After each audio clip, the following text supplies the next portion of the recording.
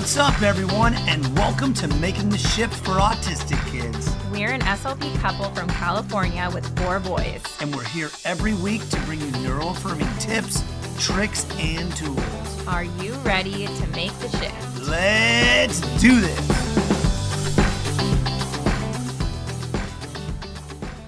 Welcome, everyone, to Making the Shift for Autistic Kids. I'm really excited about this episode. I was recently watching a show with David Letterman. You know, it's that show where it's like this next guest doesn't need an introduction, and this one doesn't because he's great. I've heard him on other podcasts and all of his work that he's been doing.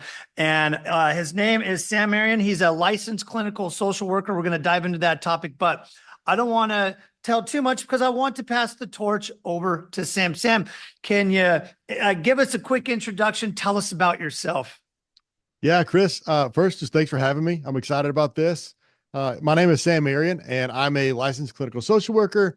I identify as multiply neurodivergent because it takes too much time to say that I'm autistic, ADHD, I have a reading disability, I have executive function challenges. I'm sure I'm forgetting something on the list. And so, yeah, I have a lot of lived experience around this, but I'm also late to understanding a lot of this too. So this is, I'm a couple years into the journey of understanding the autistic part of who I am. I'm in private practice. I work with a lot of neurodivergent folks. My background before this sort of flavor of neurodivergent work was I'm a trauma therapist by training. And so I love what I do. I love who I get to work with. The social work question that I know that's what I'm here to talk about. I'm excited about it. My existence on social media came out of social work groups rejecting the topic of neurodiversity affirming care. And I thought, okay, well, I guess I got to get active and do my own, be my own voice out there if the organizations are not going to embrace it. So I'm excited to be here. I'm excited to talk about it because I think this is really an important topic. Yeah, absolutely. I love everything that you mentioned. And we're noticing that pattern a lot more too, when we start to learn more about characteristics and traits and then finding out later in life, oh, you know what? I'm a late diagnosed individual. And I think that adds a lot of value to what our line of work is and your line of work. I wanted to really dive into the licensed clinical social work stuff, because when you start to dive into learning like all things about, autism and PDA, I don't know if you're like me, but when I learn a little bit, I'm like, I need more, right? I want to learn a lot. And I had come by, neurodiversity affirming licensed clinical social workers. I was like, you know what? I don't really know much about that. And I asked some colleagues and think that this is going to be so valuable because I don't have that knowledge. So can you help share with the audience what exactly is an LCSW and how does that tie into working with neurodivergent clients and students? Yeah. So this is going to be probably like an answer. We're going to start wide and try to come in narrow at the end here. And so social workers do a lot of things. I tend to tell people, if you're trying to get a perspective on where are social workers, any place you may find a nurse, you can probably find a social worker. So we exist in a lot of spaces. And even in our graduate training, it's a master's degree that you need for most practice. There are 2 different paths and maybe more, but there's kind of the macro path. I'm going to work with maybe nonprofits. I'm going to work with big groups. And there's the micro path or the clinical route. So I went the clinical route. So I'm a clinical social worker, which means the sort of the core training of social work includes stuff around social justice and policy work. That's sort of, human behavior and social environment is a class that exists in kind of every social work program. And so then some clinical training. So compared to other master's level, therapists, we get a little bit less clinical training, but what's different is we are taught to look at a person as part of an entire system or even layers of systems, right? So I exist in society. I'm not just an individual that's walking. I exist, in maybe a work environment. If I'm thinking about a kid I work with, they're in a school system. Their classroom is its own system. Their family, their nuclear family, the household they live in is a system, but they go to a family gathering, perhaps that's a bigger system. So I look at sort of all the different layers of this. And so, yes, the clinical training is there as well, but part of my lens through this is, okay, how are they going to exist in these different tiers, these different layers? And so then, because that's so much of the training as well, honestly, to get a lot of the clinical training, it's what we do on our own. So the neurodiversity affirming stuff, you know, when people talk about neurodiversity or neurodivergence, I feel like so often people are talking about ADHD, autism, and learning disabilities. Right. And so for a social worker, this was in like one class, assessment and psychopathology, which is all about the DSM. I think probably an hour total for all of that: autism, ADHD, and learning disabilities. And for me, that was in the DSM-4, even though the DSM-5 was out. They still taught us the older one because that's what they knew. And so really it's a lot of like self-study and stuff, learning, because also the class was called psychopathology. It's all about assessing for deficits versus any kind of strength-based perspective, which is a weird thing because social workers are also taught to look at things through a strength-based perspective. So there's this weird tension, which is why you find a lot of therapists, social workers, I'm in private practice, a lot of others who they don't have the same perspective of this affirming approach because that's not what they were taught. And so they're working on making this shift. So yeah, I find myself in a lot of spaces advocating for this approach. Again, I mentioned social justice. What is the neurodiversity movement if it's not a social justice movement? And I'll bring that up. And so, like I said, social work groups that have not been accepting or embracing of neurodiversity affirming approaches. My argument back is like, but if we're going to be kind of the OG social justice warriors out there, and in terms of profession, I think social workers we are, then how are we not embracing this? And so, yeah, I try to be a loud voice towards that on a wide scale, but then in my clinical work, it's a little bit different, I guess, really embracing people for who they are. Yeah, that's the key. You think you hit on a big topic there for so many different lines of work. It's what's printed in the book that ends up in the training or the courses that we go to usually is what tries to steer people. And it's like, well, shoot, if these books are teaching back on a model from the 50s, on a deficit-based model, then we're already set up for failure. So taking action and next steps to really, get away from old systems and look at what's new is really the way to do it. And it sounds like, yeah, your passion of diving in and learning about, all things and understanding the neurodiversity is this umbrella of everything, not just ADHD and autism, but it includes anybody that, diverges from the norm, right? That's right. That's right.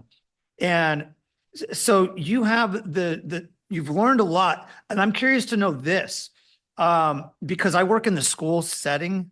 I know that some of the families I work with have some ties with a social worker.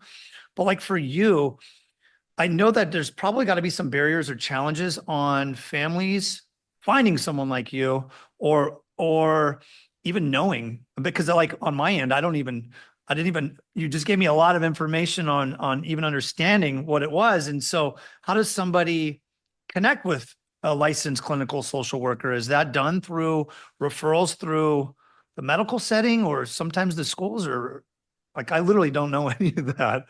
So I get a lot of my referrals from two places. There's an assessment center in Atlanta that assesses. I'm outside of Atlanta. And so they give my name out a lot. If people ask for a therapist, in particular, anybody if they're giving a PDA diagnosis along with it, like I'm the therapist name that they give. And sort of in the metro Atlanta area. So like that's a big area. And then word of mouth at this point, because I've been around for a couple of years. There's sometimes people find me through Google search, things like that. I think that so many assessment centers, that are out there and things like that are still pushing people towards, older approaches. And so they don't find my name through that. And so it's when people get to start searching around for, they want a different approach. They want to support an autistic child, adolescent, or young adult. I get a lot of adults my adult clients, they tend to find me through just like a Google search, or they're looking for somebody affirming. But yeah, they want something different. That's a different way of supporting their kid other than a behavior intervention. And so that's where my name starts to pop up. So it really can be different places. I've networked a little bit, there's some OTs in the area that I've networked with.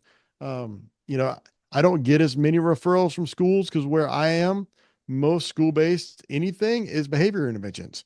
It Right. is Yep. not regulation approaches. And so, my work doesn't really hit their radar as much. So it really can be all over the place. Like I said, I think because the neurodiversity affirming world is so small, it feels like sometimes that like, if you go on certain referral lists out there for the state of Georgia, the neurodiversity affirming people, like I know a lot of them and I don't know that many people, it really is kind Right. of all around. And I think it is confusing because people think social worker, they think social service, and they kind of the mind goes a different place. Whereas the truth is, if you saw where I see people in person in my office, it's a little bit like an OT office because there's so much sensory stuff and movement opportunities. And it's because I think everybody that I know who's in the neurodiversity affirming space, SLPs, OTs, we're all focusing so much on regulation that I think Right. that's the other thing that's happening is we're kind of converging in what we do because if we don't focus there first, none of the rest of our goals are going to happen. Yeah, that's huge too, because you're right. Like there's so much of a behavioralistic approach embedded in the system and with schools. And it's when you can tie in the alternative, get a kid regulated, get a kid feeling safe. And then from there, you can foster support and growth and all of those other things. I think that's such a huge thing. When I think of licensed clinical social worker, I think of Sam Marion. That's it right there. Got the name. I love it. And what you do in getting your information out to others is huge. You mentioned that you're late diagnosed, multiply neurodivergent, and being multiply neurodivergent. Do you find that? How does that tie into working with families, and how does that tie into the clients that you work with? Do you find that to be beneficial? Elaborate on that a little bit if you could. I think it is beneficial, but there's also because I'm out there, I'm on social media, that I don't hide who I am. It's on my website. And so I think there's also anybody who would not want that in a therapist, they're not coming to me. And Right. so I also don't have many experiences of people, you know, deciding partway through that it's not. So sometimes it's beneficial, a young person who, if you ask the question, have you ever met an autistic adult? They don't know of any that they've ever met. So they're like, no. Our parents are excited to bring it. And I've had middle schoolers sit on my couch, just stare at me. I'm like, oh, you're processing having met another. Sometimes they don't know of ever having met an autistic person at all. It's like, well, of course you have, but not that they knew of it. Right. So Right. I see a lot of affirmation in that. Some parents really like to ask me questions. When I start working with a family, I tell them that I was like, I'm working with your family. I'm not just going to work with your kid.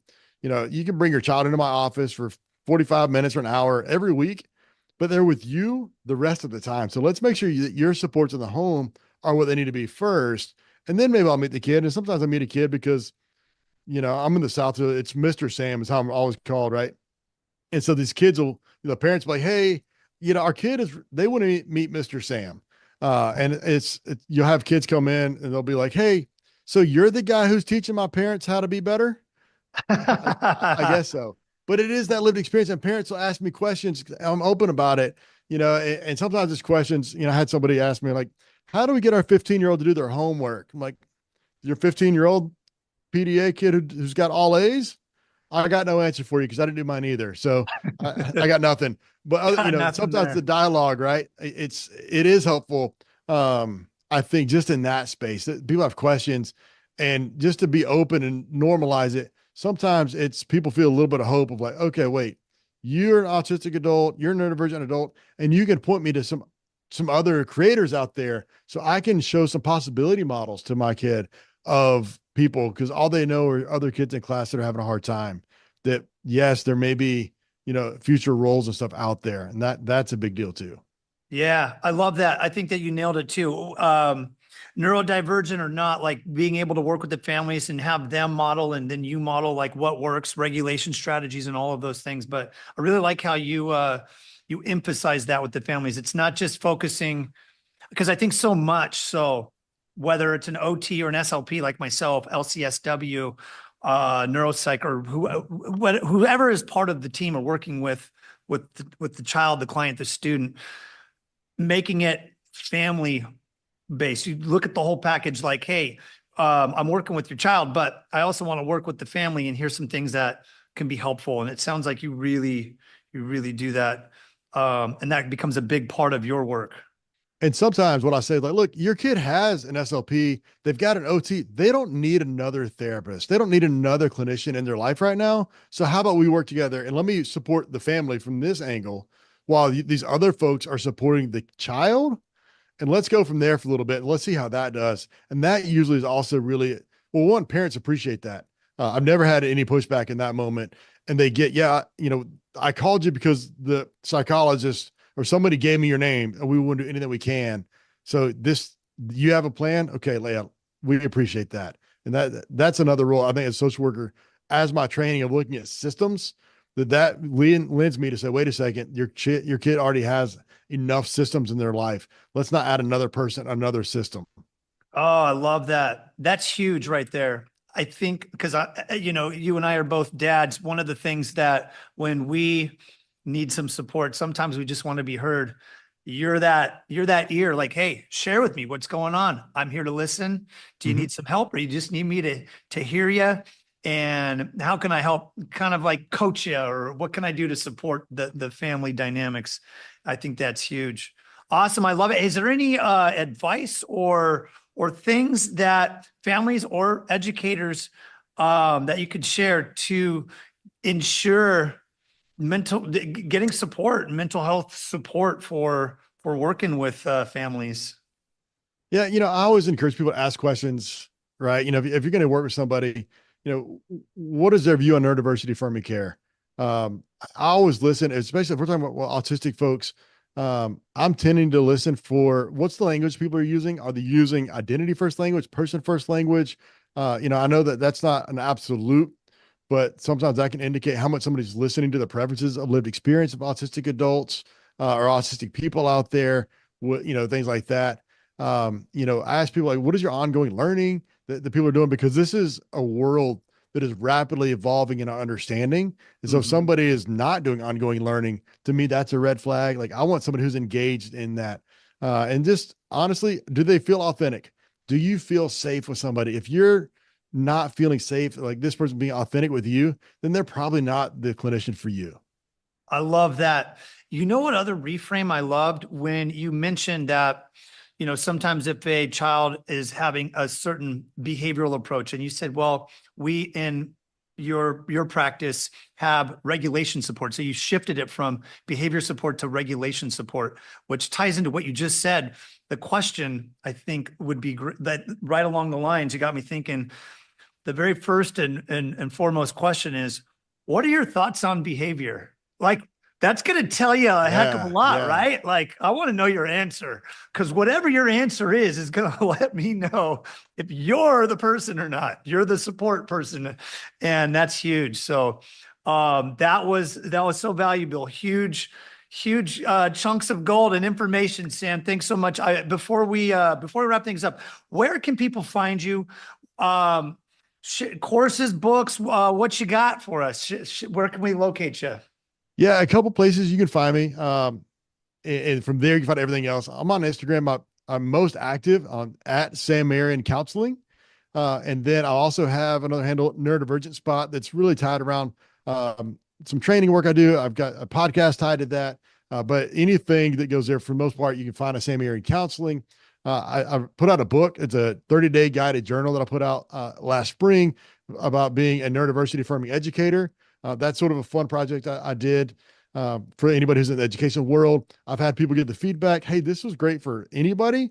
And it's more than trying to teach you a couple things really deep. It touches a lot of things, a little nugget, and then help you go deep with that little nugget is sort of my goal there. A lot of people have enjoyed that. So, but you can find that link again through my social media handles. And so I try to put myself out there as much as I can. If you're in the Atlanta area or in Georgia, you can find me again through social media. That's it. You could we could stop off and get some peaches. That's where the peaches are at too. That's right. That's right. Sam, you're the best. Thank you so much for coming on. That was so valuable. As Sam mentioned, go check him out there on Instagram, his podcast, his website, all those good things. I'll link it in the show notes. Again, Sam, thank you. And we will catch you all later. Have a great one. Thank you so much for tuning in to Making the Shift. If you enjoyed this episode, it would mean the world to us if you could like, subscribe, share it with a friend. Our only goal is to spread neurodiversity affirming approaches all over the world, and we can only do that with your help. Thanks for being here, and we'll see you next time.